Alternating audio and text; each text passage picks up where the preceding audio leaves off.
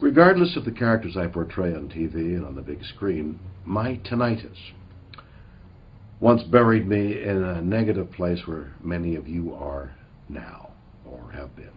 And believe me when I say to you, I've been there. Tinnitus or tinnitus, either way you say it, whether you hear it in your ears or in your head, it means the same thing. Noise that does not go away, and you do not suffer alone. The harsh reality of tinnitus is that it has robbed silence from the lives of nearly 12 million Americans. My tinnitus began while I was filming a Star Trek episode, Arena. I was standing too close to a special effects explosion, and it resulted in tinnitus. There were days when I didn't know whether I would survive the agony. I was so tormented by the screeching in my head. I really thought I wouldn't be able to go on, but then a ray of light burst into my life, the American Tinnitus Association. The help they gave me literally saved my life.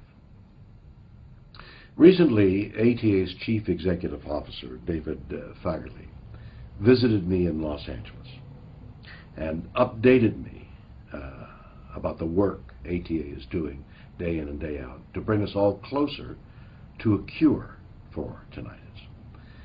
They work with the best and the brightest scientists throughout the world who are investigating this terrible condition. What's unique about ATA is that they give us all the opportunity to do something about tinnitus. They make it possible for anyone to contribute and support research that is moving us toward a cure.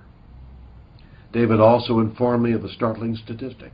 A study by the Centers for Disease Control found that nearly 13% of all children between the ages of 6 and 19 have damage caused by loud noise. Hundreds of thousands of these children may likely have tinnitus from these injuries. Tinnitus is the #1 service-connected disability of the brave men and women coming back from global war on terror. Those who return from these conflicts with tinnitus will have to endure incessant noise inside their heads or ears, perhaps for years, if we do not intervene and help find a cure.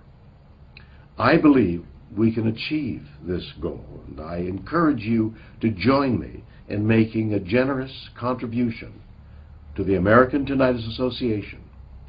Its dedicated staff and volunteers are here for us today, helping us live with our tinnitus and supporting innovative research. Eventually, they will bring the good news of silence back into our lives.